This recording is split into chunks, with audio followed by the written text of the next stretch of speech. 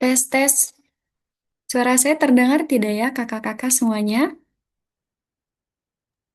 Dengar, dengar. Oke, terdengar jelas ya. Kalau nanti ada kendala boleh disampaikan ya, kakak-kakak. Oke, karena sudah pukul 8, mari kita mulai ya. Bismillahirrahmanirrahim. Assalamualaikum warahmatullahi wabarakatuh. Selamat datang teman-teman Jovisa. Alhamdulillah senang sekali rasanya bisa menyapa Sobat Jovisa Talk pada malam hari ini. Insya Allah kajiannya akan segera dimulai. Jadi buat teman-teman semuanya yang sudah hadir lebih awal, terima kasih banyak. Dan sembari menunggu teman-teman lainnya untuk bergabung, boleh banget disiapin dulu catatannya, alat tulisnya, cemilan favoritnya, atau secangkir kopi atau teh hangat yang nyaman selama menyimak kajiannya.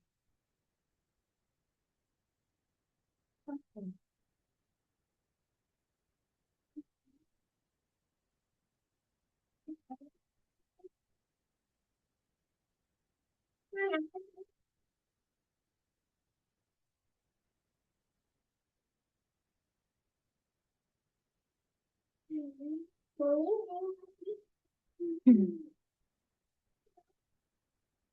Baik. Bismillahirrahmanirrahim. Alhamdulillahirabbil alamin wa bihi nasta'in wa ala umuri dunya wadin. Wassalatu wassalamu ala asrofil anbiya'i wal mursalin wa ala alihi washabihi ajmain. Amma ba'du. Alhamdulillah puji syukur mari kita panjatkan kehadirat Allah Subhanahu wa taala karena atas limpahan nikmat dan karunia-Nya alhamdulillah kita bisa berkumpul kembali dalam kajian online Jovisah kali ini. Salawat dan salam semoga selalu tercurahkan kepada junjungan kita, baginda kita, Nabi besar Muhammad Sallallahu Alaihi Wasallam, kepada keluarganya, sahabatnya, dan kita selaku umatnya hingga akhir zaman.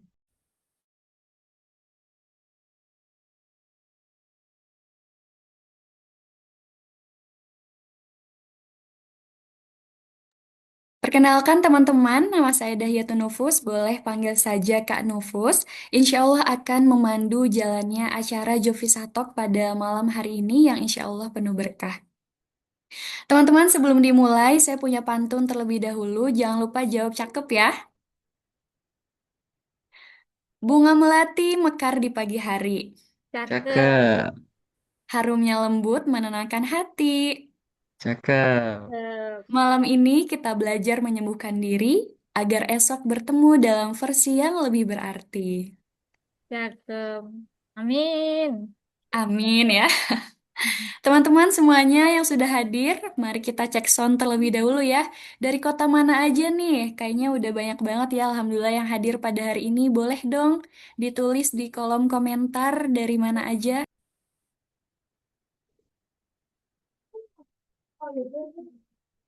Oke, Sidoarjo hadir, Jakarta. Terus mana lagi nih? Dah. Purwokerto, Bandung, Depok. Oke, Tasikmalaya, wow, Papua. Jauh juga ya. Ada dari Lombok, ada dari Papua.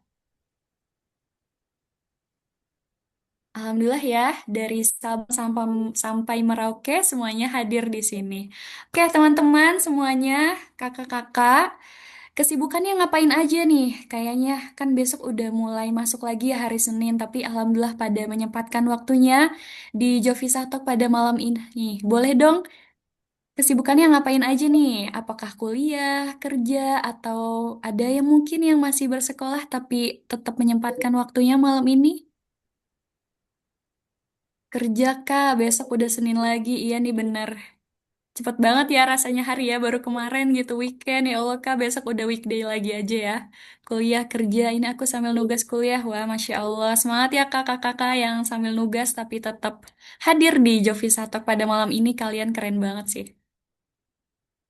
Ngajar ngaji kak, Masya Allah. Besok upacara, bener sih kak.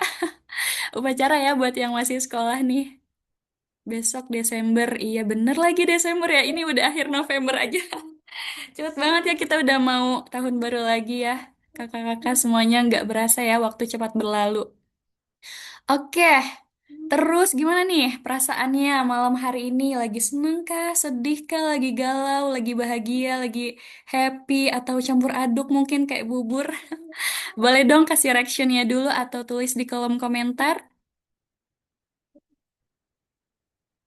Bad mood kak? Waduh, kenapa tuh kak bad mood? Waduh, boleh dong berbagi. Happy kak? Wah, alhamdulillah yang happy, yang bahagia. Semoga nular ya semuanya.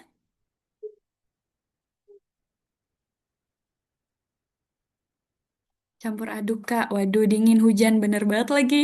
Di rumahku juga lagi hujan ya kak, lagi pada musim hujan ya karena ber biasanya kan itu lagi pada musim hujan ya. Oke, bad mood belum makan es krim. Doain kak, aku juga sama hari ini belum makan es krim. Jadi ya kita happy aja ya. Nanti besok makan es krim ya.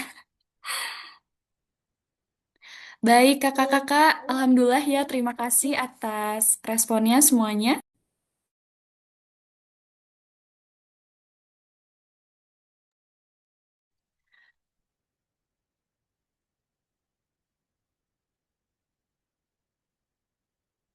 Oke, baik. Langsung kita mulai ya teman-teman, Sobat Jovisa. Sebelum kita mulai, mari kita sama-sama kirimkan doa untuk saudara kita di Sumatera ya yang sedang diuji oleh Allah sama musibah. Semoga Allah kuatkan, lindungi dan pulihkan mereka. Boleh kita Al-Fatihah sama-sama ya di dalam hati dimulai.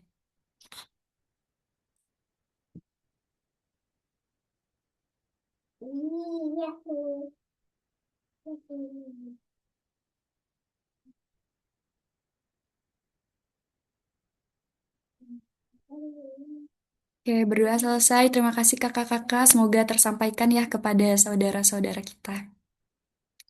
Baik, teman-teman semuanya, untuk membuka Jovisa Talk pada malam hari ini, biar makin berkah tentunya, mari kita dengarkan bersama pembacaan ayat suci Al-Quran yang akan dibacakan oleh Kak Via Asma Amanillah selaku Khazanah Leaders. Kepada Kak Via, kami persilahkan. Baik, terima kasih Kak Nufus. Sudah dipersilahkan untuk membacakan surat An-Nur ayat 26. Baik. A'udzu billahi minasy syaithanir rajim. Bismillahirrahmanirrahim. Al-khabisatu lil-khabisina wal-khabisuna lil-khabisat. والطيبات للطيبين والطيبون للطيبات أولئك مبرعون مما يقولون أولئك مبرعون مما يقولون لهم مغفرة ورزق كريم. Perempuan-perempuan yang keji untuk laki-laki yang keji, dan laki-laki yang keji untuk perempuan-perempuan yang keji pula. Sedangkan perempuan-perempuan yang baik untuk laki-laki yang baik, dan laki-laki yang baik untuk perempuan-perempuan yang baik pula. Mereka yang baik itu bersih dari apa yang dituduhkan orang. Bagi mereka ampunan dan rezeki yang mulia. Baik, terima kasih kepada Kak Nufus. Aku kembalikan.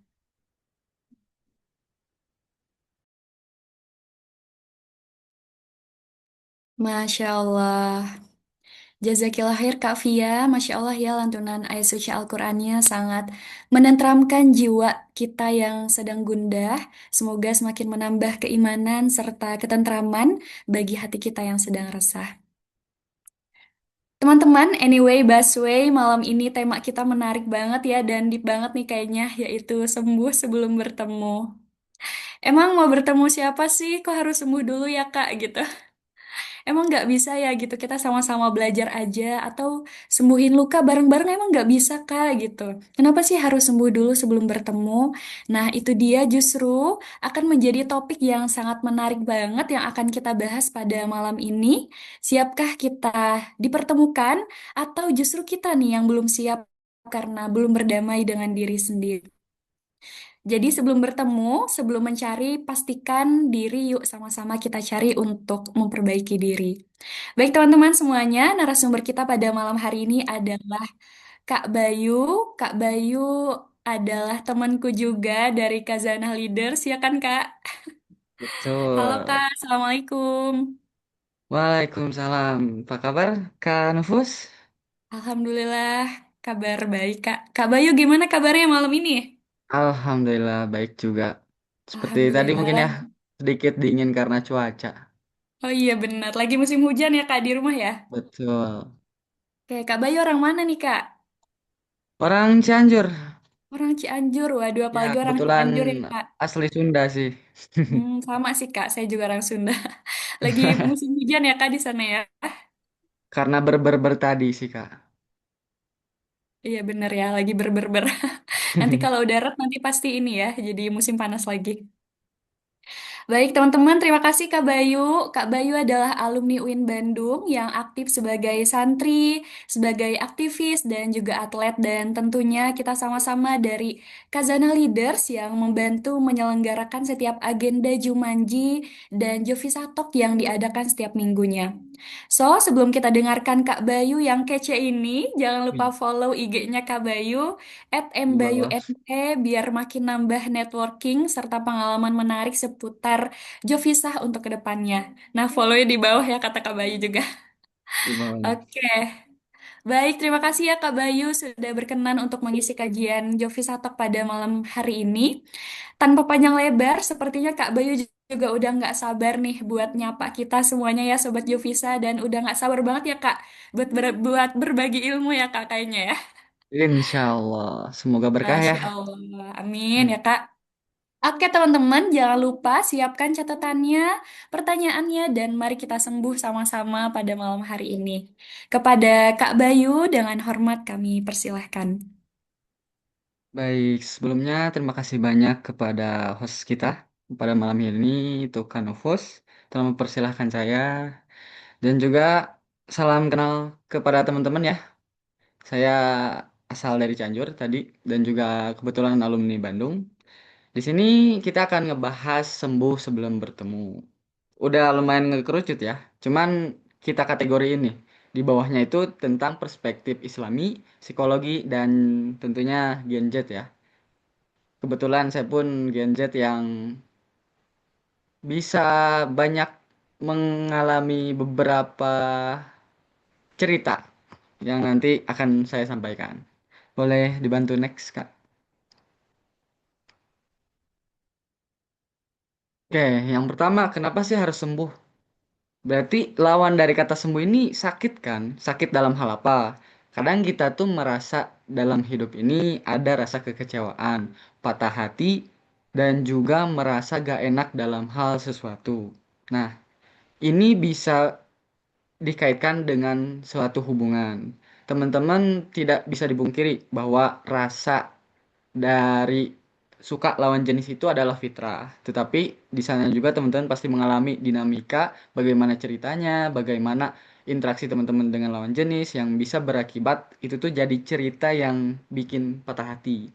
Apakah teman-teman yang menyukai duluan atau kayak gimana? Nah, kenapa sih agar ya ini poin pertama kita sorot ya, agar tidak membawa racun masa lalu.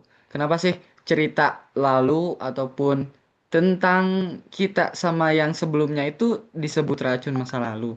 Karena mungkin itu bisa jadi suatu rasa sakit yang terus-menerus teman-teman rasain. Kadang banyak orang yang ngerasa mereka belum move on, mereka berlarut-larut dalam kekecewaan yang mendalam. Itu tuh sebuah racun yang seharusnya teman-teman pelajari, teman-teman pahami, teman-teman terima, dan nanti akan teman-teman maknai bahwa ini tuh menuju pendewasaan yang sangat nyata. Yang kedua, agar hubungan dibangun dari hati yang sehat. Mungkin ada kata-katanya juga ya. Hubungan yang sehat berawal dari keduanya yang sama-sama sembuh dan juga sehat. Sehat dalam hal apa? Sehat dalam hal iman, pikiran, dan juga perasaan. Yang ketiga, Allah mempertemukan yang siap, bukan sekedar ingin. Nah, teman-teman juga harus bisa membedakan ya, di mana teman-teman itu sembuh itu karena udah siap sembuh itu atau karena keinginan yang dipaksain gitu. Dan yang terakhir, tidak ada hubungan yang lebih kuat dari hati yang sudah pulih. Jadi, hati yang sudah pulih itu membuat hubungan yang sehat, membuat keduanya tidak banyak menyangkut pautkan masa lalu. Dan nanti akan kita bahas lagi lebih detailnya di slide selanjutnya. Boleh dibantu, Kak? Oke, yang pertama, perspektif Islam, kesembuhan sama dengan bagian dari iman. Saya menyoroti salah satu landasan dalil aja ya. Ini Quran Surat Ar-Rod, teman-teman bisa lihat di bawahnya ayatnya. Dan kutipan yang Bayu sorot itu di arti yang sesungguhnya Allah tidak mengubah keadaan suatu kaum sehingga mereka mengubah keadaan yang ada pada diri mereka. Nah, maknanya dalam konteks penyembuhan ini, itu kita tidak bisa hanya diam menunggu keajaiban datang atau orang lain yang berubah gitu. Orang tua, pasangan, lingkungan, ini kita nggak bisa ngatur sama sekali gitu. Karena yang bisa kita atur itu cuma diri kita sendiri. Jadi, jika kita punya luka batin, kitalah yang wajib berikhtiar, berusaha untuk menyembuhkan. Karena di landasan dalil ini, kita emang dituntut untuk berusaha untuk diri sendiri dan bisa mengubah suatu keadaannya. Itu. Yang kedua, ada tak tazkiyatun nafs. Ini metode penyembuhan. Secara bahasa itu lebih ke penyucian jiwa. Nah, koneksi dengan luka batin itu dalam psikologi barat mengenal istilah healing trauma. Nah, dalam Islam itu yang kata ini, yang tazkiyatun nafs. Nah, ini caranya itu membersihkan hati dari penyakit yang timbul karena trauma akibat masa lalu. Seperti kayak dendam, iri hati, rasa tidak berharga, kemarahan yang berlarut-larut. Nah, tujuannya agar apa sih?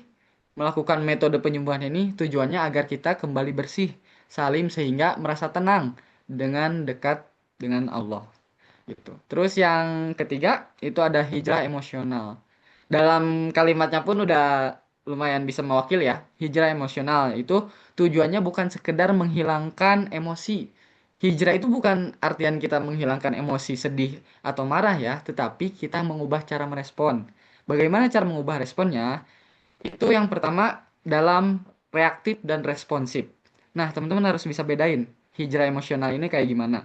Nah, reaktif ini kayak teman-teman cepat untuk tersinggung, teman-teman cepat untuk bereaksi bahwa orang lain memperlakukan kayak gimana ke teman-teman itu langsung gitu, kayak spontan. Nah, teman-teman itu harus coba untuk responsif gitu, berhenti sejenak, memikirkan, berpikir ulang dan merespon dengan tenang. Ini sebenarnya udah bentuk sunah-sunah Rasul ya, kayak bersikap dengan tenang itu bukan artian kita terlalu santai, tapi benar-benar jangan terlalu langsung meledak, marah atau tersinggung dalam hal apapun. Yang kedua, antara menyalahkan dan juga bertanggung jawab. Nah, menyalahkan ini fokus menyalahkan orang lain atau keadaan atas nasib buruk. Nah, bertanggung jawab fokus pada apa yang bisa perbaiki dari diri sendiri. Kadang suka nyalahin ya, kayak misal emang dalam hubungan sebelumnya itu, ah, karena dia tuh banyak ngecewain atau apa, rasa sakitnya itu emang dianya nggak pernah bener-bener ngehargain atau gimana. Teman-teman itu terlalu fokus kepada orang lain. Harusnya teman-teman fokus ke diri sendiri. Kayak misal, kenapa sih dia itu seperti gitu ke kita? Apa di kitanya ada yang salah? Apa ada yang bisa kita perbaikin dari diri kita? Dan itu yang maksud bertanggung jawab. Jadi teman-teman gak harus menyalahkan, tapi teman-teman harus bertanggung jawab atas diri teman-teman sendiri. Terus yang ketiga, itu ada validasi eksternal dan juga validasi internal. Eksternal ini bahagia hanya jika dipuji oleh orang lain. Nah, teman-teman harusnya kalau emang hijrah emosional itu teman-teman validasinya internal. Dalam hal apa? Teman-teman tenang karena tahu nilai diri sendiri, self worth gitu. Jadi teman-teman gak harus validasi, teman-teman udah tahu dan gak harus ngejelasin teman kayak gimana, gak harus ada pengakuan karena teman-teman udah tahu gitu diri teman-teman kayak gimana, penilaian gimana, value teman-teman kayak apa gitu. Dan yang keempat itu ada pendendam sama pemaaf. Nah, sebelum teman-teman hijrah emosional mungkin pendendam ya, kayak wah teman-teman itu bergelora sekali gitu untuk bisa membuktikan bahwa teman-teman itu benar atau apa gitu. Itu bentuknya pendendam. Sedangkan kalau pemaaf itu melepaskan beban masa lalu demi ketenangan jiwa. Jadi teman-teman gak harus berkecimpung di masalah-masa lalu. Teman-teman gak harus dengan beban kayak aku harus ngebuktiin kayak gimana. Teman-teman itu kalau emang hijrah emosional udah menjadi pemaaf kayak gak harus ngurusin hal yang ribet kayak gini. Udah teman-teman fokus pada apa yang teman-teman rencanain dan juga diri teman-teman kayak gimana. Dan yang terakhir, ada cemas berlebih dan juga berserah diri.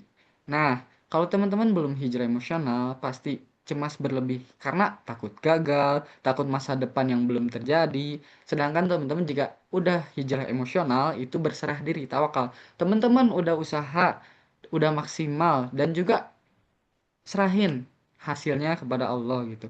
Karena suatu usaha itu bener-bener gak ngehianatin hasil. Itu tuh emang bisa jadi ketunda atau dikasih yang terbaik di waktu yang tepat gitu. Terus ada mengelola dan berdamai. Nah, ini poin selanjutnya itu Islam mengajarkan manajemen emosioni. Yang artinya teman-teman harus tahu, harus bisa ngelola dalam hal apapun itu. Mau itu perasaan, emosi dan lain-lain. Nah, contoh kecilnya kayak apa? Kayak misal Nabi itu mengajarkan jika marah dalam keadaan berdiri, maka duduk. Nah, ini salah satu teknik atau regulasi emosi fisik mengelola. Yang artinya pengelolaan itu bisa teman-teman kontrol, bisa teman-teman pelajari dan juga kuasai. Terus selanjutnya ada berdamai. Berdamai ini dengan konsep kita beriman kepada kodo dan kodar gitu. Berdamai ini ibarat teman-teman gak harus menyangkut pautkan masa lalu teman-teman dengan apa yang terjadi sekarang dan merencanakan apa yang akan terjadi di depan gitu. Karena berarti teman-teman itu menerima bahwa ini semua terjadi karena izin Allah. Teman-teman harus percaya bahwa semua yang teman-teman rasain kecewa itu adalah pelajaran terbaik dan akan jadi kebijaksanaan nantinya. Karena teman-teman udah mempelajari hal itu yang buruknya apa ya. Boleh dibantu next lagi. Nah, ada psikologi luka batin. Yang pertama ada luka masa lalu ya. Ini lebih disederhanain bahwa teman-teman ini harus memahami inner child teman-teman kayak gimana dan juga harus menerima. Terus yang keduanya itu berdamai dengan masa lalu. Teman-teman itu harus benar-benar berdamai tadi. Jika teman-teman udah mengetahui nih inner child-nya apa, kekurangannya apa, dan emosi yang dirasa saat ini kayak bentuk apa, teman-teman udah harus mempelajari itu, udah harus berdamai juga. Terus ada tipe-tipe gaya ketertarikan. Nah, teman-teman ini harus tahu ya bahwa tipe teman-teman diri sendiri itu kayak apa. Yang artinya sembuh ini bukan dalam artian teman-teman harus membereskan masalah, tetapi teman-teman harus mengenal diri teman-teman sendiri. Teman-teman tipenya itu kayak apa sih? Ada 4 tipe dalam gaya keterikatan. Yang pertama ada secure atau aman ya. Ini keadaan nyaman dalam kedekatan. Teman-teman itu nyaman di lingkungan baru, gak terlalu tertutup dan kayak apa. Dan bisa percaya kepada pasangan nantinya. Itu secure. Dan anxious itu lebih ke cemas. Teman-teman takut ditinggalkan. Teman-teman butuh validasi terus-menerus. Dan teman-teman sering clingy. Nah, dan teman-teman ini harus benar-benar kayak jujur ke perasaan teman-teman sendiri.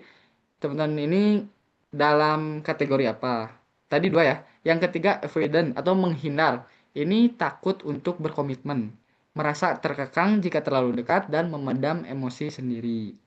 Dan yang terakhir ada disorganized itu lebih ke kacau, campuran, cemas dan menghindar. Nah, dari 4 ini aman, cemas, menghindar dan kacau, teman-teman tipe yang mana? Yang nantinya teman-teman bisa tahu nih ke depannya mempelajari apa dan juga penanggulangannya itu kayak apa gitu.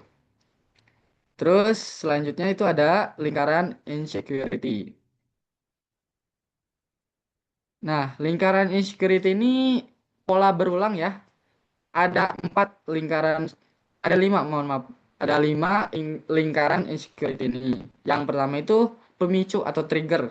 Nah, insecurity ini biasanya muncul setelah ada stimulus tertentu. Kayak misal, teman-teman melihat teman sukses di sosmed. teman-teman dapat komentar negatif, teman-teman gagal, dapat penolakan, teman-teman merasa tertinggal. Nah, ini bentuk trigger. Terus kedua, ada pemikiran negatif. Teman-teman mengkritik diri sendiri kayak kayaknya aku gak bisa nih ngelakuin hal yang kayak teman-teman lakuin atau kayak wah dia udah jauh banget nih. Nah itu bentuk negatif, pikiran negatif gitu. Yang ketiga, perasaan rendah diri. Nah teman-teman ini dipengaruhi emosi ya, karena teman-teman ngerasa malu, minder, cemas, takut gagal, ditinggalkan, dan overthinking. Nah ini emosi yang membuat mental teman-teman menurun. Yang tadi yang kedua itu pikiran negatif dan turun menjadi perasaan rendah diri. Karena teman-teman ngerasa kayaknya gini deh, kayaknya gitu deh. Nah, terus setelah itu turun lagi ke empat, perilaku menghindar. Setelah teman-teman ngerasa kayak udah rendah diri, teman-teman jadi menghindar kayak kayaknya gak usah deh, gak usah berusaha deh. Kayaknya kita udah maksimal pun gagal terus deh. Nah, ini langsung ke tahap keempat, perilaku menghindar.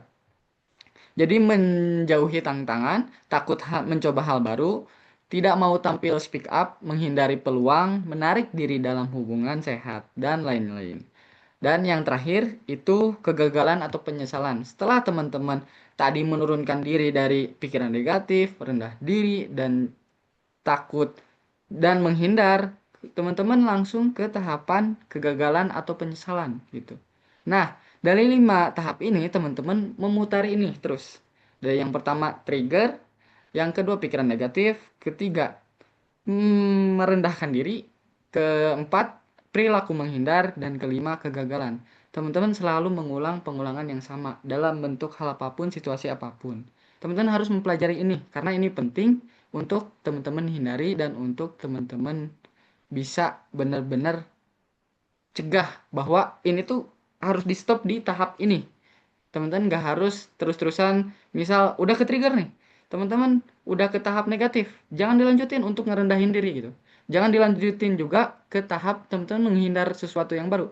Dan juga jangan sampai teman-teman yang ujungnya itu bisa untuk diusahain tetapi teman-teman ngerasa nyesel nggak ngelakuin itu. Dan itu untuk psikologi Lokobatin. Dan adalah salah satu kutipan ya dari salah satu di Suara Berkelas itu Bilal Faranov, kata-katanya di bawah ini ya. Kesalahan banyak orang di umur 20-an itu adalah terlalu cepat melabelkan diri sebagai sesuatu. Teman-teman cepat melabelkan sesuatu ini kayak teman-teman introvert yang padahal teman-teman itu hanya kurang ilmu komunikasi aja, teman-teman kurang untuk bersosial aja gitu.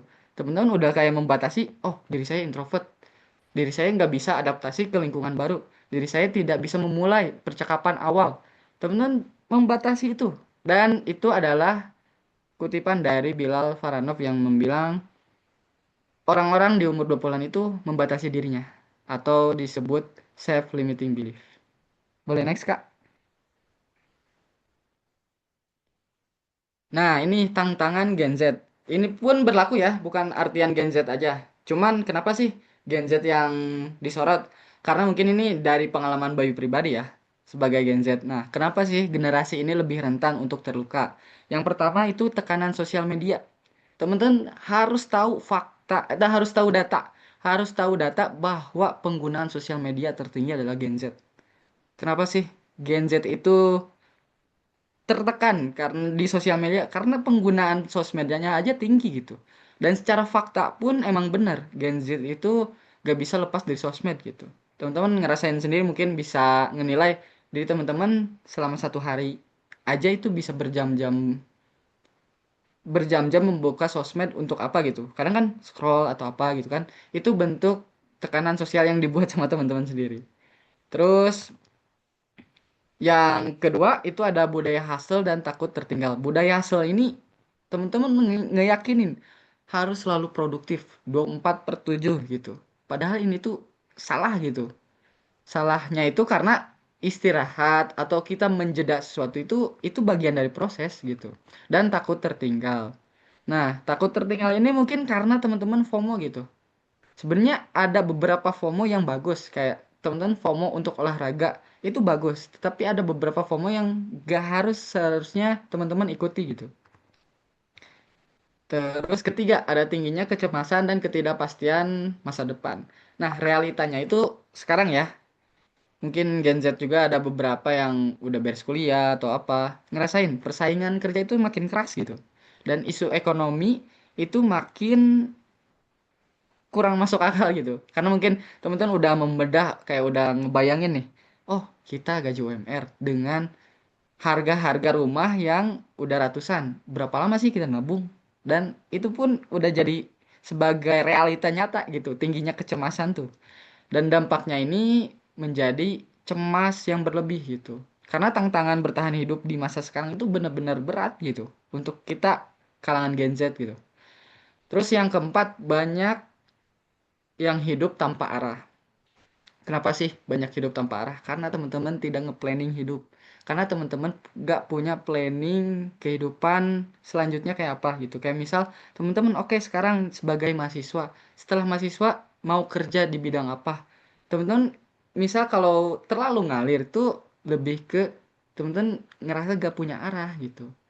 Ada peribahasanya itu yang pertama tuh gimana nanti dan juga nanti gimana gitu. Ini harus beda ya dua ini tuh. Gimana nanti tuh emang lebih kayak ngalir dan gak nentu. Sedangkan nanti gimana tuh kita udah tahu nih. Oh ternyata kalau gagal plan A ke plan B. Oh ternyata kalau ini kurang bisa kayaknya kita harus perbaikin ini. Nah teman-teman harus bisa ngebayangin hal-hal kayak gitu tuh. Karena emang hidup tanpa arah tuh berat banget teman-teman. Nah, yang terakhir, kurangnya role model kedewasaan emosional. Ini faktanya ya, mungkin banyak Gen Z yang dibesarkan oleh orang tua yang mungkin secara emosional belum tuntas dengan luka luka batin mereka dan dididik secara otoriter atau gimana. Dampaknya kayak apa sih? Dampaknya ini di rumah mereka nggak nyaman gitu. Mereka mencari rumah di yang lain, bisa berupa tongkrongan atau teman deket yang jarang mereka pulang tuh karena mereka nggak tenang di rumah gitu. Itu karena kurang role model dalam hal kayak hal emosional tuh kita nggak tahu nih sebagai sosok sebagai ayah nanti gimana karena kita nggak diajarkan itu gitu. Oh kita sebagai ibu gimana? Oh kalaupun kita secara berumah tangga kayak gimana sih? Karena emang kita nggak dibentuk atau kurang role model misalkan. Oh kayaknya dari awal lahir misal amit-amitnya kita gak punya sosok ayah atau sosok ibu kan kita itu udah kehilangan sebagian bayangan ataupun kayak nyontohnya kemana gitu kita nyontoh bentuk figurnya kayak apa gitu dan itu banyak terjadi dan itu tantangan Gen Z yang dirasain apalagi sama saya pribadi gitu boleh bantu di next. Nah, dari hal tersebut, saya ngerangkum 8 hal yang seharusnya gak teman-teman lakuin. Ini mungkin bisa teman-teman SS karena penting banget. Menurut saya ini paling penting itu.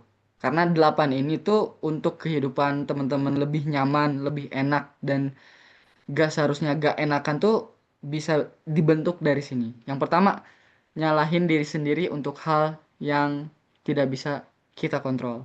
Nah, teman-teman nggak harus nyalahin diri sendiri karena pendapat orang lain atau gimana gitu. Karena itu di luar kontrol teman-teman gitu. Terus yang kedua, buang waktu ngejelasin diri teman-teman ke orang yang udah punya asumsi. Karena ada kalimatnya ya, orang yang ngebenci kita gak butuh pembelaan dari kita. Dan juga orang yang mencintai kita gak butuh pujian dari kita. Karena mereka udah tahu gitu diri kita kayak gimana. Dan kita gak harus ngejelasin panjang lebar kita orangnya kayak gimana gitu. Yang ketiga, mempertahankan hal yang bikin kita kehilangan diri sendiri. Teman-teman, maksain di tongkrongan A sebagai diri yang mungkin ini bukan diri teman-teman nih. Tongkrongan yang negatif atau apa. Sehingga teman-teman maksain karena ngerasa kesepian. Nah, ini tuh teman-teman kehilangan diri sendiri gitu. Nah, yang keempat, berharap orang berubah karena kita cuma tulus gitu.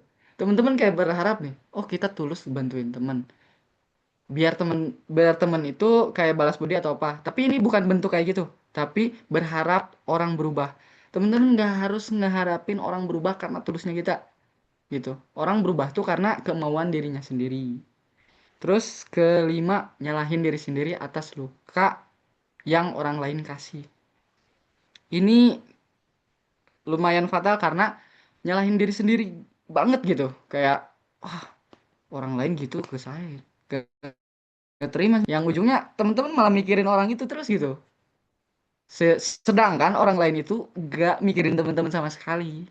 Itu. Jadi, nah selanjutnya yang keenam ada marah ke Tuhan cuman karena kita dikasih gak paham maksudnya. Kayak ibaratnya teman-teman udah usaha panjang lebar, keras, disiplin, tekun dalam sesuatu, dalam ngewujudin tujuan sesuatu. Tapi teman-teman gak dikasih keberhasilan. Terus teman-teman ngejudge gitu, kayak marah. Apa sih maunya gitu, kayak gimana sih? Aku udah usaha capek-capek kok gak dikasih. Kadang teman-teman gak ngelihat apa yang dilihat oleh Allah gitu. Teman-teman kadang ngejudge cepet gitu.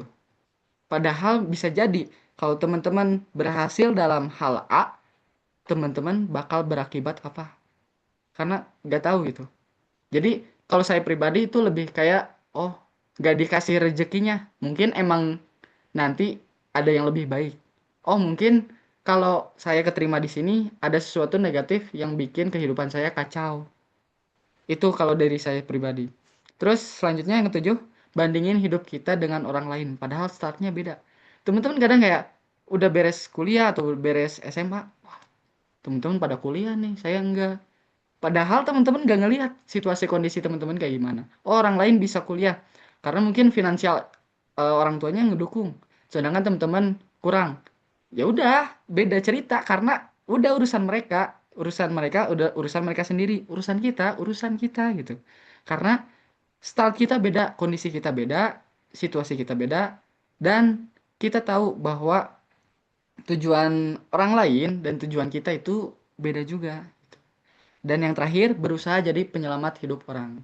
Kadang ini tuh lebih ke jangan terlalu effort banget terhadap sesuatu. Karena bisa jadi teman-teman itu mengharapkan timbal balik atau balas budi dari orang tersebut. Dan sebenarnya ada beberapa hal yang baik, cuman ada waktunya jangan berlebihan. Itu 8 poin yang mungkin teman-teman bisa rasain nanti ya. Bisa jadi teman-teman kayak ngasumsi ini, wah 8 ini nggak ada yang relate sama saya sekarang. Oke, untuk umur sekarang kita lihat nanti di 4, 5 ataupun beberapa tahun ke depan. Insya Allah beberapa hal ini pasti teman-teman rasain gitu. Kalau emang teman-teman gak ngelaksanain semua yang dijadiin warning ini gitu. Boleh di next?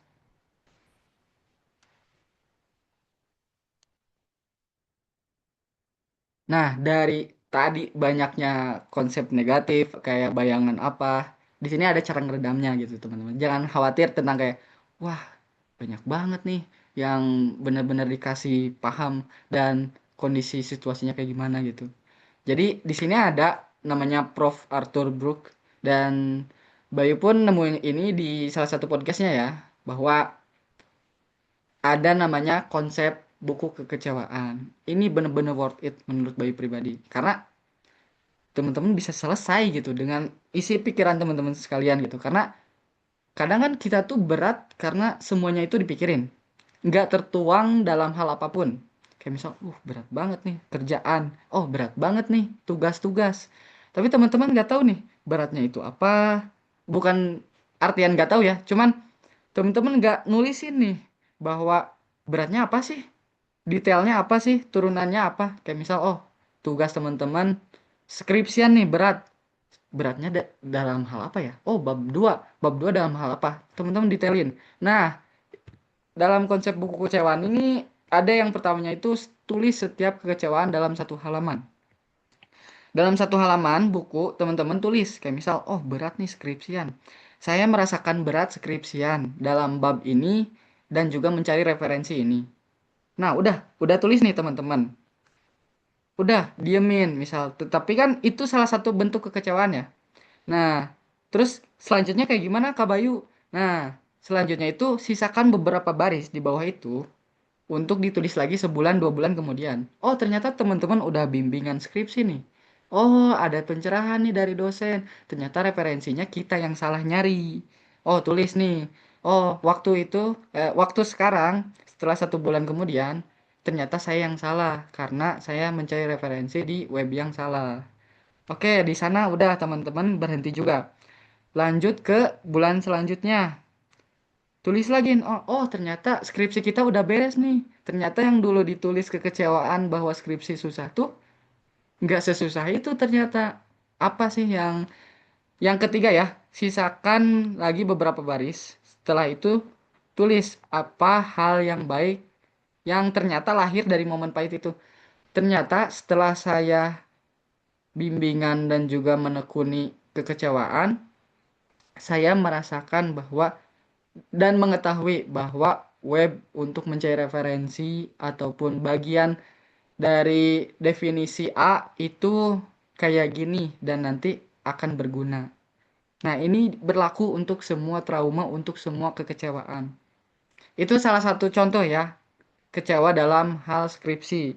Dan nanti teman-teman bisa untuk uraikan semua kekecewaan teman-teman gitu. Mau itu bentuk patah hati dari hubungan, gagal dalam sesuatu, teman-teman bisa bentuk kayak gini. Karena ini benar-benar sangat relate. Kayak misal teman-teman lihat catatan ini tuh, wah ternyata yang kemarin tuh udah bisa dilewati nih. Oh ternyata yang dulu disebut badai ujian kayak gimana tuh, ternyata bisa lewat juga dengan diri kita yang sekarang gitu. Boleh dibantu next.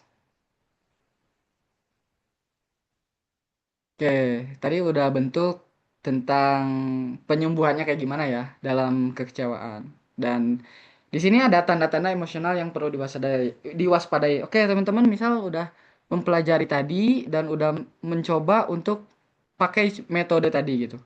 Dan teman-teman udah nih, udah lumayan tenang, aman, dan damai.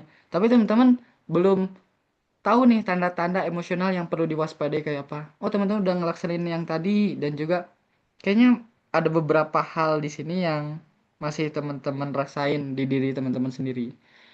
Hal apa aja sih? Yang pertama, mudah cemburu dan insecure. Kalau tanda ini masih ada, berarti teman-teman masih belum sembuh ataupun teman-teman harus perlu waspada. Yang kedua, merasa tidak cukup. Yang ketiga, mudah marah, meledak, defensif. Yang keempat, tidak percaya proses. Kelima, takut dibuang, tapi takut dekat. Yang terakhir, relationship berdasarkan kekosongan, bukan kesiapan.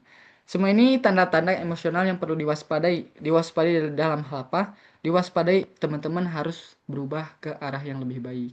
Mudah cemburu, berarti teman-teman merasa cemas, merasa tidak percaya dengan sesuatu.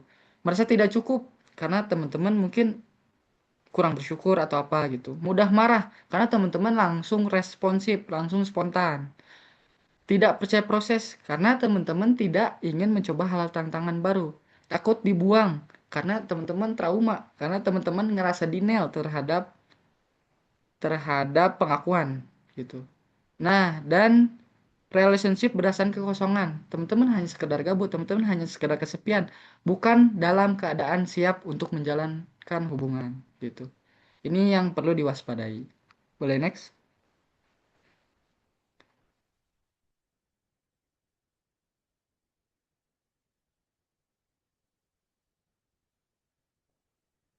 Nah, ini kesembuhan dimulai dari keberanian melihat luka. Yang pertama ya, terus-terusan ini pengulangan yang banyak mungkin ya, karena teman-teman harus nerima bahwa teman-teman ini pernah terluka. Jangan denial rasa tersebut, gitu. Karena banyak orang sulit sembuh karena mereka merasakan baik-baik aja, kayak aman kok gitu. Menganggap pengalaman pahit ini sebagai hal yang normal. Yang artinya langkah pertama tuh harus memvalidasi rasa tersebut bahwa iya aku sakit hati dengan keadaan kemarin. Oh iya saya sakit hati diperlakukan seperti itu.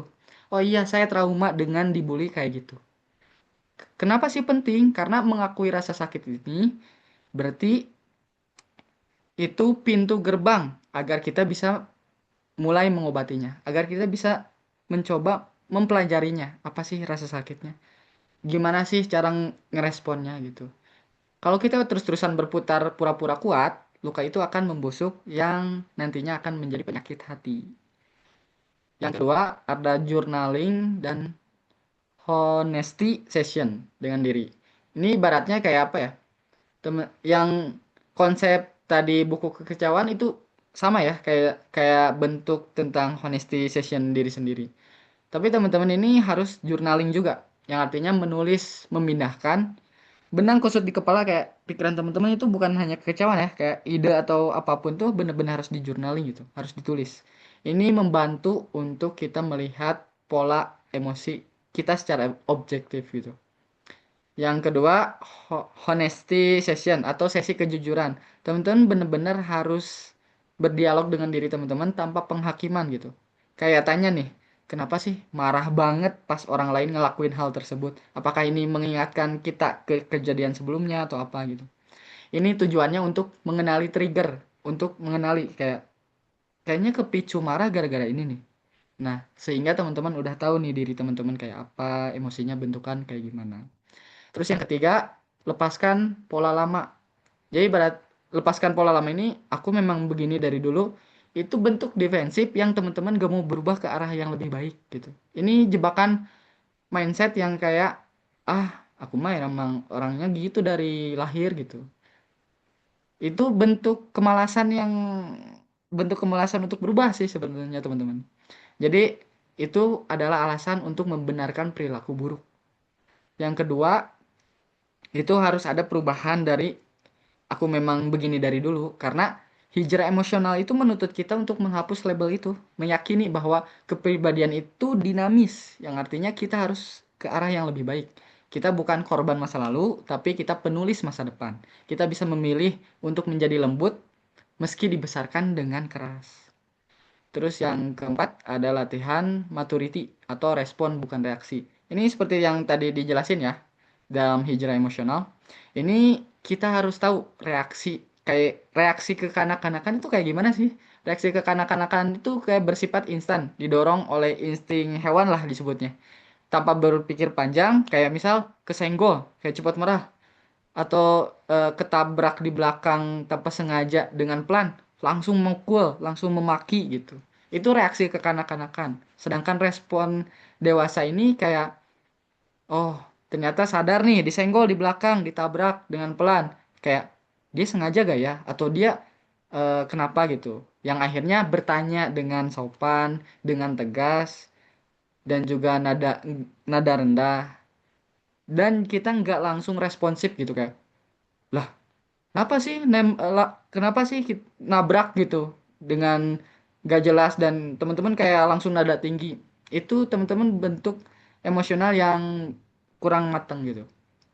Latihannya kayak mana? Latihannya itu bentuk jeda. Jadi teman-teman gak harus langsung ada reaksi gitu kayak, oh tenang, kayaknya dia gak sengaja. Oh kayaknya dia gitu. Oh kayaknya dia gini. Langsung teman-teman filter juga kalimatnya yang baik gitu. Itu latihan maturity ya. Dan di bawah ada kutipan dari Ustadz Felix. Rezeki itu sama dengan wadah dan air. Allah memberi air sesuai ukuran wadahnya. Banyak orang yang datang ke Allah hanya meminta air, rezeki, atau jodoh. Tetapi tidak menyiapkan wadah. Yang artinya wadah ini karakter, keimanan, dan kesiapan diri. Jadi rezeki itu emang dikasih, tetapi diri kita juga harus nyiapin gitu. Kebatnya kita punya proposal gak sih? Gitu. Punya proposal gak sih? Kayak misal, ya Allah, saya pengen bisa kuliah di luar negeri. Tapi proposalnya gak lengkap gitu. Proposalnya kayak kuliah ke luar negeri, negara apa, jurusan apa, untuk apa gitu. Dan setelahnya mau apa gitu. Teman-teman kayak nggak kebayang gitu. Nah, artian menyiapkan wadah ini teman-teman udah tahu. Oh, saya pengen kuliah di luar negeri karena kesiapan saya, karena saya udah ikhtiar, udah usaha persiapan sertifikasi bahasa dan lain-lain. Nah, ini salah satu contoh studi kasus dan bisa bentuk rezeki lainnya. Gitu, teman-teman. Boleh dibantu next. Nah, kesembuhan spiritual. Jadi ada hal yang di luar teman-teman bisa pakai, itu bukan pakai ya. Jadi ada kesembuhan yang itu tuh datang secara gak langsung, yang teman-teman bener-bener kayak wah, ada ilham nih, kayak oh, tenang banget nih, lega kayak apa. Itu yang pertama, ada taubat membersihkan energi negatif. Bentukan taubat ini bener-bener efektif teman-teman, karena teman-teman ngeluarin energi negatif gitu. Selain dari bener-bener pikiran tuh, energi pun berpengaruh gitu. Kita diawali dengan taubat. Oh, ternyata kemarin salah. Gak seharusnya kita ngejalanin hubungan yang dilarang gitu. Yang kedua, zikir menenangkan batin yang resah. Kayak ibaratnya, kok teman-teman beres sholat langsung pergi sih gitu. Harusnya kayak, oh, Tuhan nih lagi, eh, kita nih lagi butuh untuk siraman rohani atau apa. Tapi teman-teman benar-benar tidak meluangkan itu. Yang ketiga, sedekah melapangkan hati. Kayak teman-teman tuh bener-bener berat banget nih suatu ujian atau apa. Coba teman-teman untuk bisa berbagi. Kayak teman-teman rezekinya nih, kayak "Duh, terbatas banget nih rezekinya. Coba untuk berbagi gitu. Terus mendekatkan kepada Allah dan menurunkan kecemasan. Kayak konsep tadi ya, teman-teman benar-benar harus membutuhkan dari sisi spiritualnya gitu. Teman-teman udah usaha, udah ikhtiar, maka udah lepasin hal-hal yang teman-teman cemasin gitu. Terus lingkungan baik mempercepat kesembuhan. Ini benar-benar sangat worth it, karena lingkungan itu berpengaruh banget gitu. Mau itu dalam pertemanan, tongkrongan, komunitas dan lainnya, itu berpengaruh banget kepada pergaulan teman-teman, interaksi teman-teman, cara pandang teman-teman kayak gimana gitu. Nah, itu untuk kesembuhan spiritual. Boleh next. Bangun value dan batasan. Nah, ada batasan dan juga value yang harus kita bangun. Yang pertama, batasi energi negatif. Teman-teman harus mengetahui energi negatif yang diterima teman-teman itu bentukannya kayak gimana gitu. Kayak misal, energi negatif tuh hal yang gak disukain teman-teman. Kayak misal, wah, tongkrongan ini pada ngerokok nih. Wah, organisasi ini kurang bagus nih dalam hal apanya. Nah, batasi teman-teman gitu. Teman-teman udah tahu itu negatif, maka batasi itu. Terus yang kedua, ungkap perasaan dengan dewasa. Teman-teman harus menerapkan yang rasanya kayak berani jujur untuk diri sendiri gitu. Kayak misal teman-teman diperlakuin sama si A itu kurang bagus. Ya teman-teman sampaikan, mohon maaf Kak untuk yang tadi kayaknya bikin aku gak nyaman deh. Bisa dengan hal yang lain gak? Jadi ungkap perasaan dengan dewasa gitu. Yang ketiga, kenali value dan harga diri. Teman-teman harus tahu value teman-teman kayak apa dan harga diri teman-teman kayak apa. Kayak ibaratnya, kenapa sih kita bisa dibenci dengan sama orang, sedangkan kita untuk mengurusi hal tersebut tuh kurang worth it gitu, buang-buang waktu, tenaga, pikiran dan lain-lain gitu. Teman-teman harus kenal itu, teman-teman value teman-teman kayak gimana gitu. Nah, yang keempat, belajar menghargai diri sendiri sebelum meminta dihargai. Ini teman-teman benar-benar kayak harus memprioritasin diri sendiri dulu gitu daripada orang lain. Terus yang keempat, people who healing attract stable relationship. Jadi beratnya orang yang udah sembuh pasti ditempatin ke tempat yang bagus, ke orang yang udah sembuh juga. Kayak beratnya value teman-teman udah bagus nih, kayak si A nih pinter membaca. Kayak yang tadi ya, ayat yang dilantunkan tilawah, perempuan baik itu untuk laki-laki baik, dan ini pun bisa jadi kayak gitu. Orang yang udah sembuh pasti dengan orang yang sembuh lagi, karena orang yang sembuh pasti udah tahu pola yang nggak sembuhnya kayak gimana, dan juga nanti ke depannya kayak apa gitu. Jadi pasti dipertemukan ataupun diinginkannya itu dengan orang yang udah sembuh juga gitu. Kayak gitu. Kesembuhan sama dengan upgrade diri gitu. Boleh next, Kak. Jadi kayak gitu ya teman-teman, dari banyaknya apa yang dijelasin, semoga teman-teman dapat lah sedikitnya beberapa hal baik yang bisa dimanfaatin teman-teman, bisa berguna. Jadi di sini ada kesimpulan. Yang pertama, sembuh itu bukan tentang lupa masa lalu, tapi belajar berdamai dengannya. Kedua, sembuh itu bukan tentang mencari yang sempurna, tapi menjadi versi terbaik dari diri kita. Ketiga, kita gak perlu terburu-buru ketemu siapa. Yang penting, siapa diri kita saat bertemu nanti. Keempat, Allah selalu punya waktu terbaik. Tugas kita cuma memperbaiki diri, membesar wadah yang tadi konsep rezeki, dan menjaga hati tetap baik. Kelima, jangan takut menjalani proses. Kadang, sakit yang dirasain hari ini, itu adalah bekal yang bikin kita lebih siap, bikin kita lebih kuat, dan lebih layak bahagia. Dan keenam, sembuhlah pelan-pelan karena nanti kamu akan bersyukur pernah ngelewatin ini. Teman-teman di dalam proses yang kayak berat nih, hari ini tuh berat banget. Mau di kuliahan, kerjaan, atau apa. Tapi teman-teman ini harus bertahan, teman-teman harus sabar, teman-teman harus mempelajari situasinya. Teman-teman harus tahu batasan teman-teman kayak apa dan skill teman-teman kayak apa untuk bisa menangani situasi sekarang gitu. Dan harus bersyukur pernah ngelewatinnya gitu. Teman-teman nih pernah waktu SD dulu bisa ngelewatin ujian nasional. Berarti teman-teman udah bisa ngelewatin ujian nasional dalam waktu itu gitu. Teman-teman harus bersyukur telah melewati itu. Dan step by step teman-teman untuk semua hal yang terjadi, semua hal yang di luar kontrol kita, teman-teman harus banyak bisa maknai semua prosesnya. Dan jangan lupa untuk berserah diri.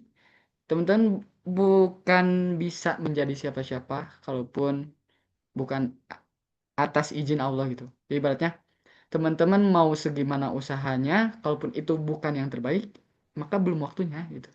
Maka bertahanlah, berproseslah, dan jadi diri yang lebih baik lagi. Sekian dari saya kembalikan ke Kanufus. Masya Allah, jazakumullah khair Kak Bayu atas yang semuanya.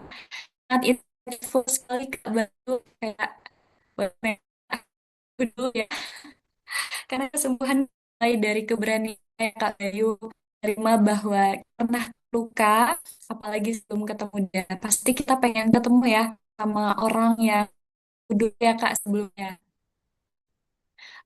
Baik Sobat Sofi semuanya. Mas, sesi jawab ya pertanyaan, keraguan, atau mau curhat seputar sembuhin hati nih sebelum ketemu dia. Iya, gitu. Yuk kita sama-sama diskusi bareng-bareng sama Kak Bayu yang luar biasa, yang kece banget malam ini. Dan teman-teman yang mau bertanya, boleh raise hand atau boleh ketik pertanyaannya di link Slido yang sudah di-share di kolom chat. Nanti saya akan bacakan satu persatu untuk dijawab langsung oleh Kak Bayu. Namun bagi yang mau raise hand atau on mic akan dahulukan terlebih dahulu.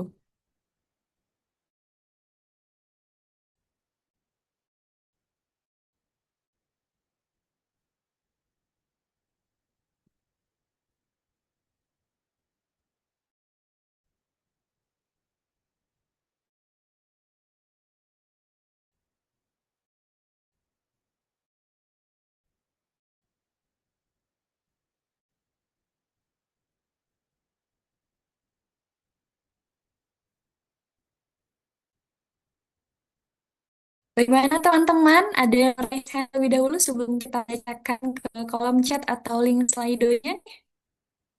Kak Yu udah nungguin nih, udah nggak sabar ya kayaknya.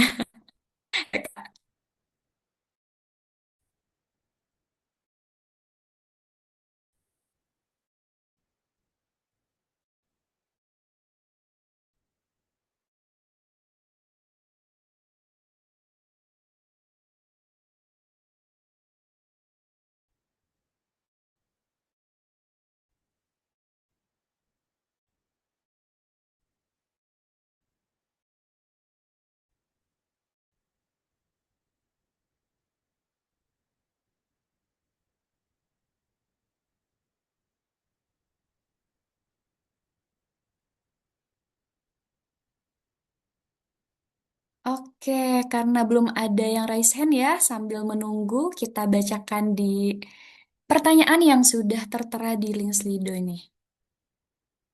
Oke, Kak Bayu dari Anonymous. Assalamualaikum warahmatullahi wabarakatuh.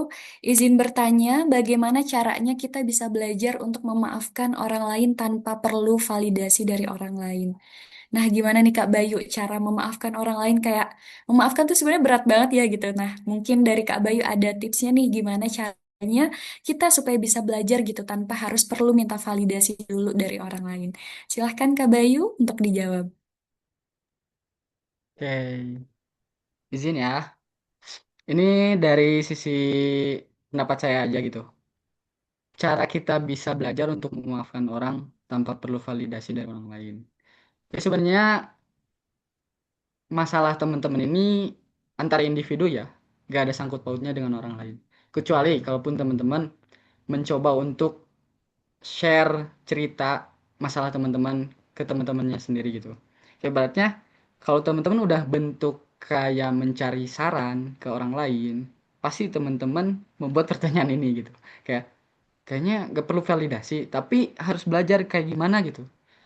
Itu bentuk memaafkan tuh gak harus kita pelajari gitu. Kayak ibaratnya kalau kita bener-bener memaafkan, ya udah maafkan, gak ada sangkut paut apapun, gak harus validasi apapun gitu. Kayak ibaratnya udah saya memaafkan kamu apa yang terjadi sebelumnya, kalaupun kita hanya sebatas sebagai teman biasa tanpa ada interaksi apapun, ya udah cukup sampai sana. Karena bentuk maaf ini bener-bener merelakan segala hal gitu. Kayak ibaratnya ya udah masing-masing pun gak jadi masalah gitu artinya.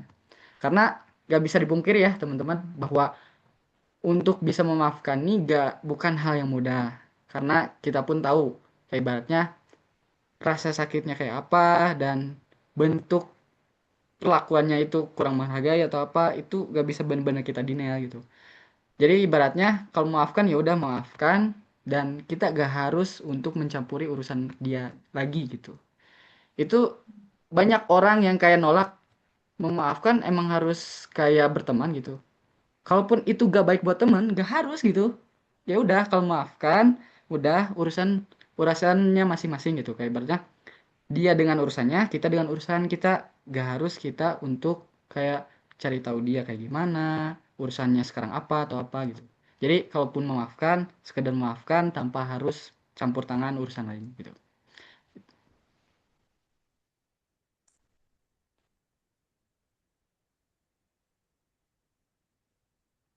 kayak gitu mungkin ya kan Nupus. Oke, Atau baik Kak Bayu. Intinya memaafkan eh, tanpa harus campur tangan dari orang lain ya Kak ya. Nupus dari Anonymous tadi, Mm-mm. kalaupun di sini ada langsung penanyanya gitu.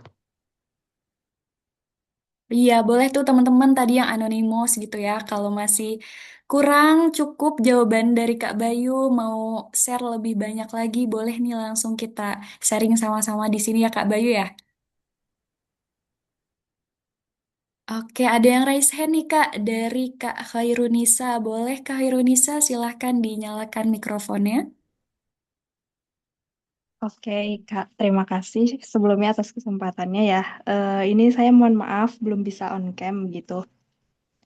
Cuma saya sedikit pengen sharing aja sih, pengen sharing dan meminta pendapat dari kakak-kakak di sini, khususnya Kak Bayu mungkin ya sebagai pemateri di sini. Entah ini berhubungan atau enggak ya dengan tema kajian pada malam hari ini. Nah, tapi tuh saya punya case di mana kita tuh, aduh ini, bentar. Kita tuh sebenarnya eh, partner di organisasi begitu ya, bisa dikatakan. Nah, tapi tuh eh, si partner saya ini tiba-tiba tuh ngomong ya intinya tuh ada rasa iri dan lain-lain sebagainya begitu.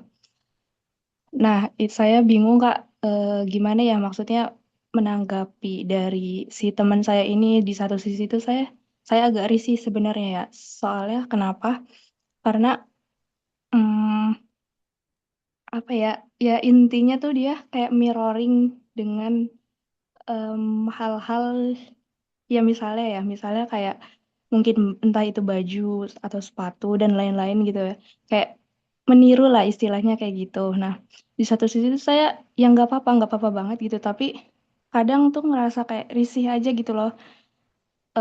Udah dia ngomong jujur kayak gitu. Nah, tapi itu di satu sisi saya pengen ngejauh tapi kayak nggak bisa kan masih ada amanah gitu ya di suatu organisasi. Nah, itu saya mau meminta pendapat ke Kabayu gitu gimana sih cara diri saya buat nenangin hati saya nih kalau misalnya ya intinya buat nenangin hati saya aja lah biar amanah ini selesai dulu barulah nanti mungkin entah itu saya bisa memaafkannya dengan mungkin menjauh pelan-pelan atau seperti apa. Nah, itu saya mau minta tanggapan dari Kak Bayu itu sendiri seperti itu. Jadi itu aja ya, Kak. Makasih. Baik Kak, izin jawab juga ya. Mungkin ini juga studi kasus yang sering terjadi ya di organisasi kuliah khususnya.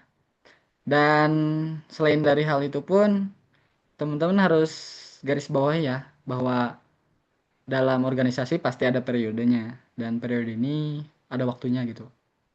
Dan dengan kasus yang tadi, saran dari saya pun coba untuk kakak penanya tadi itu lebih ke profesional, gitu. Profesional dalam hal organisasinya. Jadi seperti yang tadi juga ya, teman-teman harus bisa paham bahwa sikap dan perilaku orang lain itu di luar kendali kita. Yang bisa teman-teman kendalin ada diri teman-teman sendiri. Jadi ibaratnya, oh dia iri dan nyampein itu, oh dia niru semua hal yang udah saya pakai, ya udah di diri dia sendiri gitu. Terus dari diri kita gimana? Oh mungkin ternyata kita pun jadi patokan gitu. Oh kita tuh jadi referensi buat orang. Kita bisa buat orang lain tergerak dengan sosok kita gitu. Itu sisi baiknya gitu. Bagian hal risih itu emang negatif ya, kayak bikin gak nyaman atau apa. Tapi itu penting gak sih untuk kita pikirin gitu. Yang seharusnya kita kayak fokus ke organisasinya gitu. Kayak ibaratnya, oh kita dalam hal bidang, dalam salah satu bidang organisasi ada kerjaan nih. Emang kita harus kayak, risih dia pakai yang sama kayak aku. Gak harus gitu, karena itu mungkin antara penting dan penting ya. Pentingnya itu karena sama kayak kita dan kepikiran, gak pentingnya kenapa harus dipikirin gitu. Kalaupun saya sebagai dulu bayi yang dulu aktif di organisasi, lebih suka membodoh amatkan hal tersebut gitu. Kalaupun bentuk ketidakenakan itu masih berlaku buat kakak penanya tadi, coba untuk lebih tegas dan menyelesaikan masalahnya. Karena itu bisa selesai dengan diselesaikan. Gitu, Kak. Oke, terima kasih Kak Bayu. Intinya kita nggak bisa mengendalikan orang lain ya, yang kita bisa kendalikan hanya diri kita sendiri. Gimana Kak Hirunisa? Sudah cukup jawabannya atau masih ada ini nih unek-unek lagi dalam hati?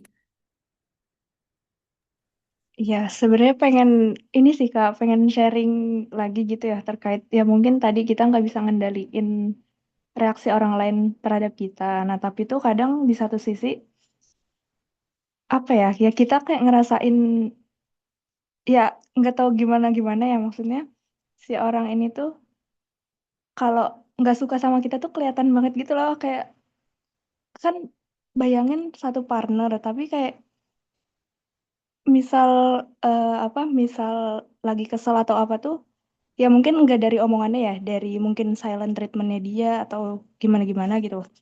Nah sedangkan di satu sisi tuh saya pengen profesional aja tapi ya gimana ya gitu kalau barengan pun kayak gitu tapi kalau saya tinggalin si organisasi itu kayak gimana gitu ya intinya tuh kadang ada satu sisi dari eh, apa ya dari reaksi dia tuh bikin malah nggak nyaman ke anak-anak yang lain gitu. Nah itu gimana ya Kak? Oh, paham, paham, paham. Balik lagi ke materi tadi mungkin ya. Itu yang kita harus bisa batasi energi negatif gitu. Ini untuk udah bentuk negatif kan. udah bentuk energi negatif yang tadi orang yang kakak sebutin itu energi negatif buat Kak Hoirun gitu. Jadi ya udah kita batasi gitu. Oh mungkin kita masih ada sangkut paut dengan tanggung jawab periode organisasi, ya udah kita selesaikan itu gitu. Fokus ke hal tersebut. Kalaupun kita masih belum bisa menyelesaikan, coba untuk menyangkut pautkan sosok yang penting di organisasi tersebut. Coba obrolkan, selesaikan gitu. Karena bisa jadi kecanggungan antara perempuan dengan perempuan ini menurut Bayu pribadi ya, antara perempuan dengan perempuan untuk menyelesaikan masalah di organisasi ini itu butuh waktu lama kalaupun mereka untuk menyelesaikannya gitu. Kalau nggak ada campur tangan orang lain. Dan benar-benar butuh pihak ketiga untuk bisa menyelesaikannya gitu. Karena yang tadi ya, walaupun dia kayak memperlihatkan kondisi kurang menyenangkan di organisasi dan bikin gak nyaman, itu udah bentuk energi negatif. Dan coba untuk narik diri dari kekhawatirannya, kalaupun ada interaksi dari dia ataupun ada dia di dalam kondisi apapun itu. Jadi udah tahu nih, udah mengenali hal tersebut, coba untuk bisa paham gitu. Paham Kahirun itu gak suka digimanain, paham untuk ngambil tindakan kayak apa. Gitu Kak Khairan. Atau mungkin nanti detail untuk penyelesaiannya mungkin bisa share gitu di luar pertanyaan gitu. Oke, terima kasih Kak Bayu atas jawabannya. Gimana Kak Hairunisa? Sudah cukup? Atau masih ada yang mau dicurhatin lagi ke Iya, Kak Kak, Bayu? sudah. Sudah, Kak, cukup. Terima kasih banyak kesempatannya ya. Makasih, Kak Oke, Bayu. terima kasih Kak Hairunisa atas pertanyaannya. Kita lanjut ke pertanyaan selanjutnya ya Kak. Di link Slido nih ada pertanyaan yang menarik banget. Yang pertama, cara jitu gimana sih Kak agar hati tetap tenang mengatasi ketidakpastian dalam hidup? Terima kasih. Katanya gimana nih Kak? Dapat ketidakpastian dalam hidup. Pasti banyak banget nggak sih hal-hal yang nggak pasti gitu di luar sana. Tapi gimana sih Kak gitu cara kita supaya bisa mengatasi hal tersebut?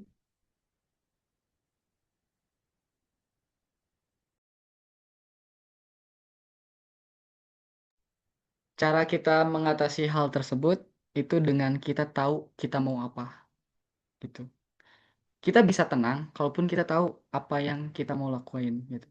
Teman-teman datang ke stasiun, tapi teman-teman nggak tahu nih jadwal penerbangan jam berapa, harus kemana, arah toilet kemana gitu. Itu bentuk ketidakpastian. Tetapi kalau teman-teman ke stasiun, teman-teman udah punya tiket, udah punya informasi tentang keberangkatan, berani nanya untuk WC di mana gitu. Itu bentuk ketidakpastian gak bakal nemu gitu. Karena teman-teman udah tahu rencananya. Jadi teman-teman harus tahu rencana teman-teman kayak apa. Harus membuat kalaupun teman-teman belum ada rencana gitu. Kayak tadi ya, saya soroti lagi, ada teori di mana gimana nanti sama nanti gimana gitu. Teman-teman harus beda gitu. Kalau gimana nanti itu terlalu larut, terlalu ngalir, dan banyak ketidakpastian. Tetapi kalau nanti gimana, itu kita udah tahu arahnya kemana, rencananya kayak apa, penanggulangannya kayak apa, rencana cadangannya apa, dan bentuk untuk menerima kekecewaannya kita harus ngapain gitu. Itu sih Kak. Cara jitunya itu kita harus punya rencana.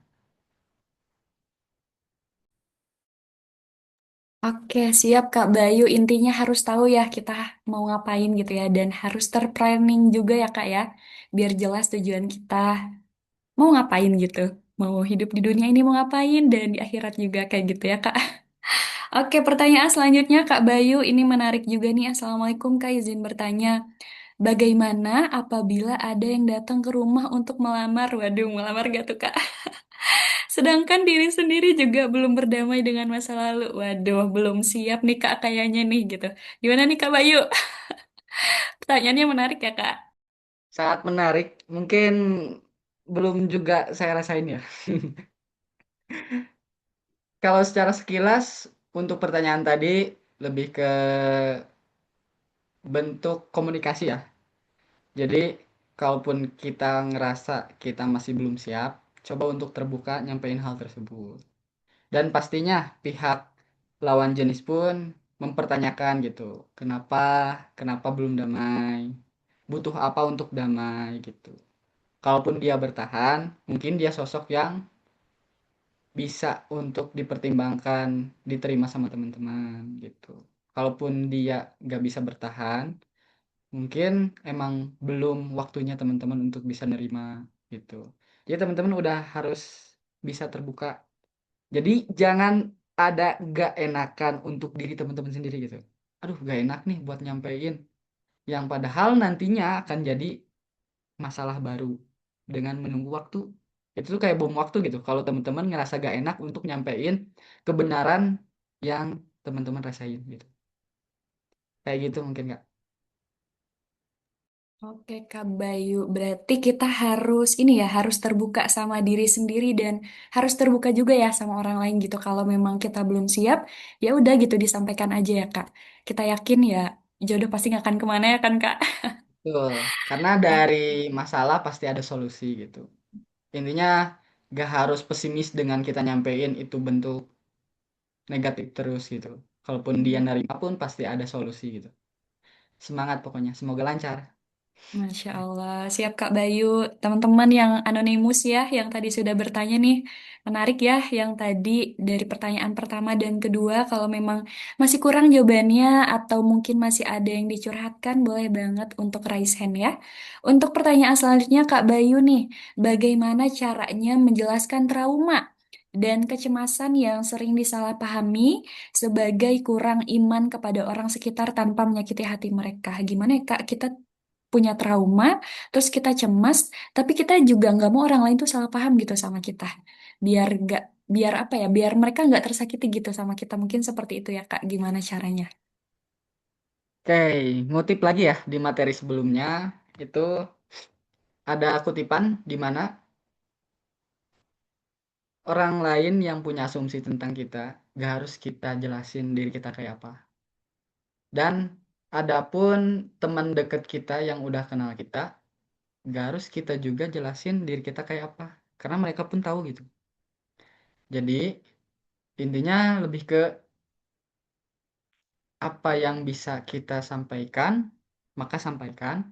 Apa yang ngerasa teman-teman gak enak buat disampaikan dengan kayak, oh itu bertolak belakang dengan faktanya. Ya udah gitu, gak harus teman-teman kayak, aku bukan gitu orangnya, aku gak gini. Itu gak harus teman-teman sampaikan gitu. Karena orang yang paham dengan diri kita akan mengenal diri kita. Dan orang yang udah punya asumsi tentang kita pasti akan menilai dengan dirinya dengan penilaian mereka sendiri gitu. Kalaupun dengan sikap teman-teman pribadi secara langsungnya itu mereka belum paham, emang kapasitas pemahaman mereka yang belum sampai gitu. Jadi teman-teman udah ngelakuin nih, kayaknya aku nggak gitu dengan trauma yang udah diceritain. Tapi mereka pun masih tetap kayak bohong kamu mah gini gini gini. Ya udah gitu, gak usah lanjut untuk ngasih penjelasan. Karena dari diri kita udah pernah untuk mencoba menjelaskan gitu. Jadi bukan artian kita nggak memberi kesempatan dua kali untuk pembelaan dan juga ngasih tahu kita orangnya kayak apa. Tetapi itu kayak ngebatasin juga ya value teman-teman di level mana, dan juga kalaupun kita harus ngasih tahu tuh harga diri teman-teman gitu. Kayak tadi ya, balik lagi ke materi yang selanjutnya. Mungkin teman-teman yang mau ngulas lagi detailnya kayak apa, itu bisa di-share mungkin ya Kak, ke Nufus. Nanti PPT-nya bisa di-share dan isi detail dari PPT pun yang tadi saya jelasin itu ada bacaannya, bisa dijelasin juga. Bisa dikirim, mohon maaf. Siap Kak Bayu, nanti kita dikirim ke grup ya Kak. Ya, Oke, untuk materinya ya. Kak Bayu ada pertanyaan terakhir nih dari Sobat Zofisah. Kak, aku izin bertanya, saya sudah memaafkan teman saya. Tetapi saya kebingungan karena saya tidak melakukan salah apa-apa, tetapi saya tiba-tiba dijauhin. Saya sudah berusaha tetap baik dan selalu ada ketika dia butuh, tapi ternyata tidak bisa. Malah ketika saya mencoba mengungkapkan perasaan saya, meminta alasan kenapa saya tidak ditemani, tapi berujung malah dia berbicara yang menyakiti saya. Kirain saya kita bakalan saling memaafkan, tetapi dia ego tidak seperti itu dan tidak mau kalah. Jadi mau menang sendiri gitu ya, Kak. Dan di akhir komunikasi saya dengan dia, dia bilang minta maaf jika mungkin saya ada salah, tapi dibalas oke saja sama dia. Saya bingung Kak harus apa sekarang ya. Kita saling diem-dieman sama dia, tidak saling sapa, dan tidak saling melirik. Padahal saya dan dia ini satu kelas, satu kampus, dan satu kelompok pula. Saya ngerasa nggak enak hati nih Kak, dan bingung saya harus apa. Izin bertanya Kak, harus gimana ya Kak caranya tuh Kak buat ngadepin orang seperti itu? Menarik ya untuk kasusnya sendiri, karena pasti ya banyak di antara teman-teman pun ngerasain hal kayak gini.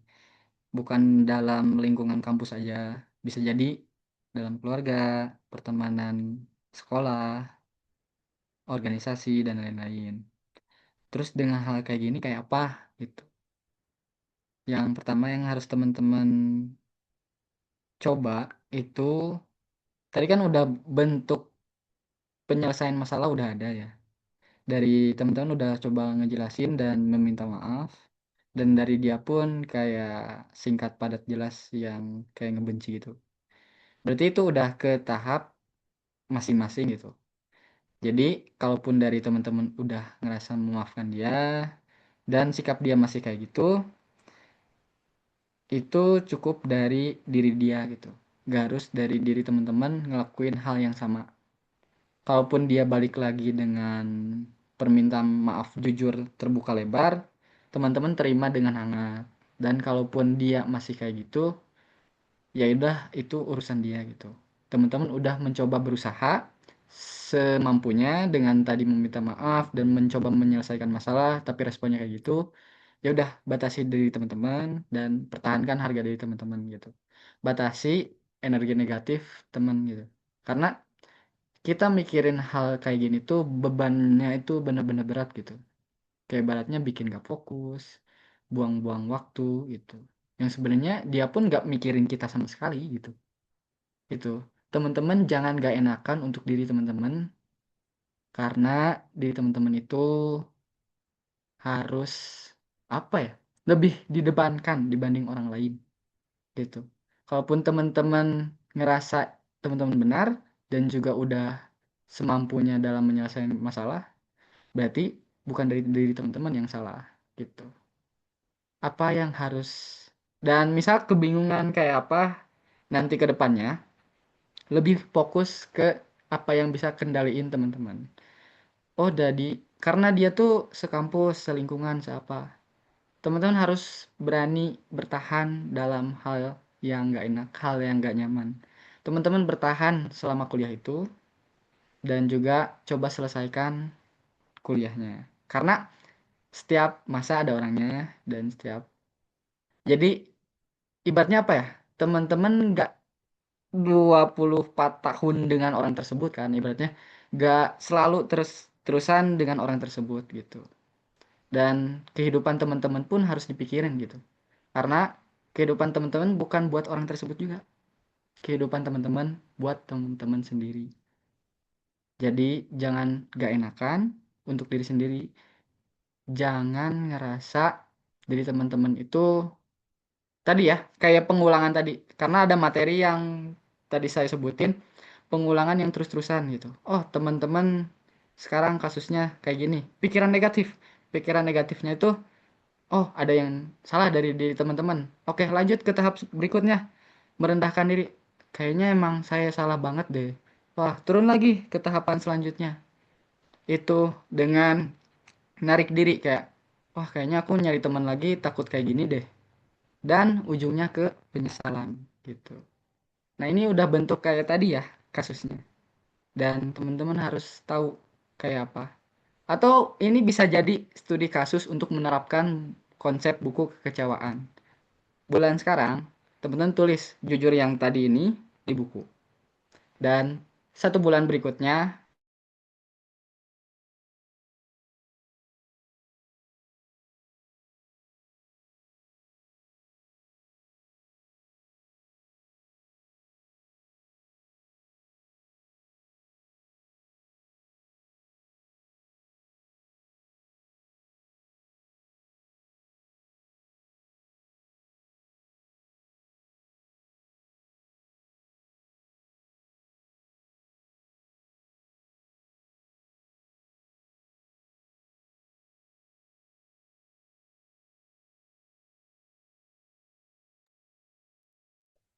Kak Bayu, sepertinya Kak Bayu sedang terkendala jaringan ya.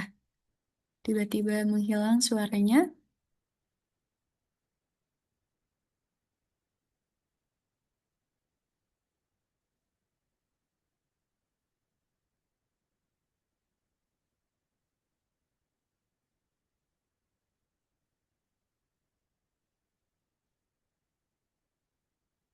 Oke, kita tunggu sebentar ya Kak Bayunya teman-teman semuanya. Beliau sedang mengusahakan untuk masuk kembali ke room kita. Oke, gimana nih kakak-kakak semuanya yang tadi sudah pada bertanya, gimana nih terkait konsep sembuh kita pada malam ini? Apakah sudah, Masya Allah gitu, sudah membuka ruang lagi nih bagi pikiran kita untuk ya mendapatkan kesembuhan itu ya. Oke, Kak Bayu sudah ada, gimana Kak Bayu sudah Wah, aman belum maaf. sinyalnya? Tadi dipotong di bagian mana ya? Tadi terpotong di bagian mana ya? Mohon maaf sinyalnya agak jelek.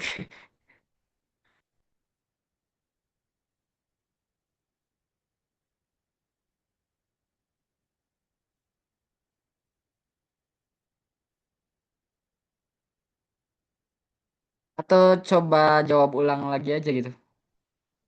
Iya Kak, intinya tadi kita nggak bisa ngontrol orang lain gitu ya Kak. Boleh Oh dilanjutkan iya. lagi. Oh ya, makasih ini udah diingetin. Oke, terpotongnya dari tadi ya. Nah, dengan pertanyaan tadi dan kasus yang tadi, ini teman-teman bisa coba terapin tentang konsep buku kekecewaan dan tulisin di bulan sekarang jujurnya teman-teman yang tadi gitu. Dan tunggu di 2 bulan berikutnya, apakah ini masih kayak gini? Dan setelah 2 bulan berikutnya lagi, apa sih hikmah di dalam pertikaian ini gitu? Yang ibaratnya kalaupun teman-teman gak bisa ngasih timeline bulan, itu bisa juga tahun gitu. Oke, tahun ini. Oh, oke, tahun depannya. Berarti ibaratnya kalaupun lingkungan kuliah, itu bisa jadi teman-teman nulis tahap ketiganya ini teman-teman pas udah lulus gitu. Apa sih hikmah dari pertikaian kemarin gitu? Yang sama-sama di teman kuliah. Kayak gitu. Jadi teman-teman harus bisa beradaptasi di lingkungan yang kurang nyaman. Ini bukan artian teman-teman harus berkecimpung di zona yang gak nyaman terus ya. Bukan, tapi teman-teman harus coba untuk survive, bertahan dalam ketidaknyamanan. Dalam pertemanan yang mungkin kompleks, rumit, dan juga lain-lain. Teman-teman harus bisa beradaptasi dalam hal tersebut. Karena semua manusia pasti mempunyai masalah. Gitu.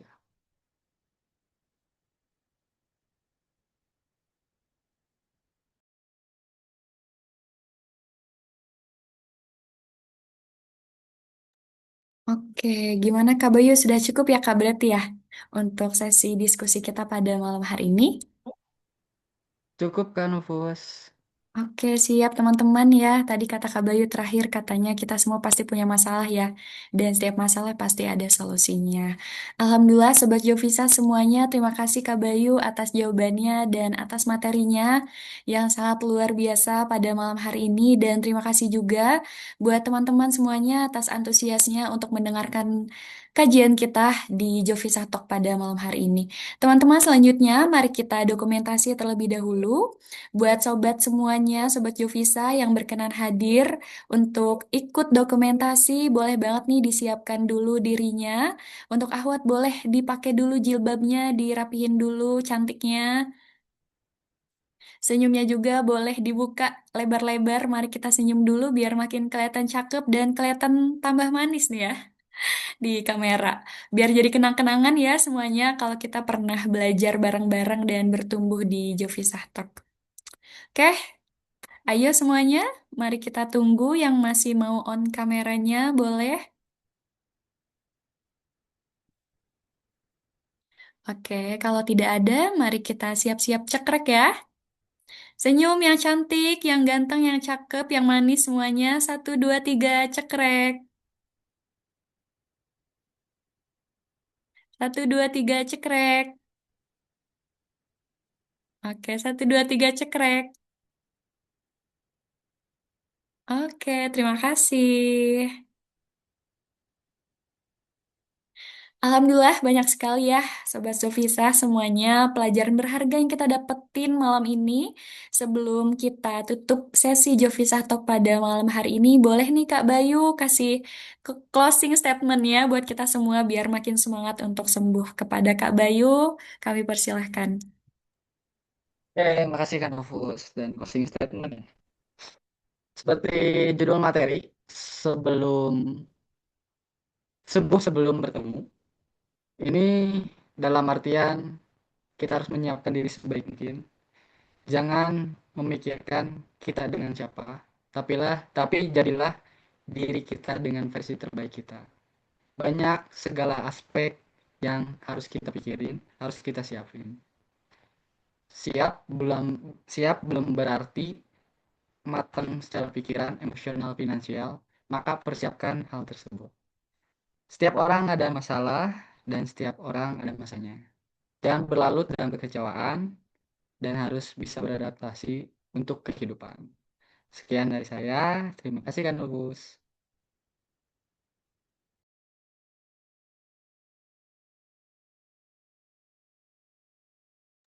Masya Allah, terima kasih banyak Kak Bayu untuk closing statement-nya. Alhamdulillah teman-teman semuanya, tak terasa ya kita sudah berada di penghujung acara. Malam ini kita belajar intinya bahwa Allah tidak meminta kita sempurna ya, hanya meminta kita jujur pada diri kita sendiri, bahwa kita pernah terluka, bahwa kita ingin merasa pulih, dan bahwa kita pantas untuk mendapatkan hidup yang lebih baik dari yang pernah menyakiti. Maka sembuhlah pelan-pelan, tidak perlu tergesa, tidak perlu merasa tertinggal, karena setiap langkah kecil hari ini adalah langkah besar untuk kebahagiaan yang sudah Allah persiapkan. Sobat Jovisa semuanya, sebelum kita tutup, mohon kesediaannya untuk mengisi survei agar kami bisa terus membuat kajian yang bermanfaat untuk teman-teman semua, karena satu feedback sangat berarti bagi kita. Terima kasih sekali lagi Kak Bayu atas ilmunya yang sangat luar biasa, juga untuk teman-teman semua yang setia membersamai dari awal hingga akhir. Kami juga mengundang teman-teman untuk berbagi insight atau hikmah dari kajian malam ini di Instagram Story, lalu tag pemateri kita ya di @mbayunp dan Jovisa ID biar makin banyak yang ikut merasakan manfaatnya. Kami memohon maaf jika selama acara ini berlangsung ada hal-hal yang kurang berkenan, baik dari saya sebagai host maupun dari teman-teman leaders Jovisa lainnya. Sampai jumpa di Jovisa Talk selanjutnya setiap Ahad malam, dan khusus teman-teman yang ahwat ciwi-ciwi bisa juga join kajian rutin Jumanji atau Jumat malam mengaji program spesial Soleha Story. Mari kita tutup dengan sama-sama membaca doa kafaratul majlis. Subhanakallahumma wa bihamdika asyhadu alla ilaha illa anta astaghfiruka wa atubu ilaik. Kurang dan lebihnya mohon maaf. Wassalamualaikum warahmatullahi wabarakatuh. Sampai jumpa di Jovisa Talk selanjutnya.